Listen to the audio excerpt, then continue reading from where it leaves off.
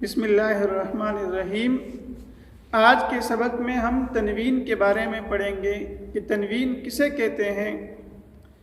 تو میرے بچوں یاد رکھو، تنوین کہتے ہیں، جیسے ہم نے پہلے پڑھا تھا زبر زیر پیش، تو تنوین کہتے ہیں دو زبر دو زیر دو پیش کو، یعنی کسی حرف پر دو زبر ہوں گے، کبھی اس کے نیچے دو زیر ہوں گے، کبھی دو پیش، تو اسی دو زبر اور دو زیر دو پیش کو تنوین کہتے ہیں۔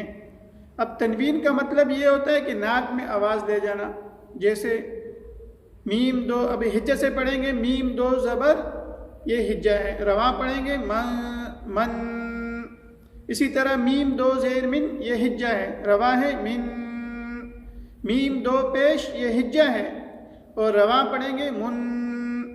تو جب بھی آپ سے کہا جائے پڑھو تو آپ کو رواں ہی پڑھنا ہے، جیسے من، من، من۔ با دو زبر اس حرف کا ہجہ ہے، رواں ہے بن۔ با دو زیر اس حرف کا ہجہ ہے، رواں پڑھیں گے بن۔ با دو پیش اس حرف کا ہجہ ہے، رواں پڑھیں گے بن۔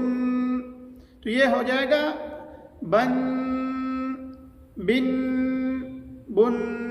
تو اس طرح دو زبر دو زیر دو پیش کو تنوین کہتے ہیں، اور تنوین کا مطلب ناک میں آواز لے جانا۔ اسی طرح آگے ون، ون، ون، فن، فن، فن، ثن، ثن، ثن، ذن، ذن، ذن۔ تو اس طرح تنوین کے بارے میں آج ہمارا سبق تھا۔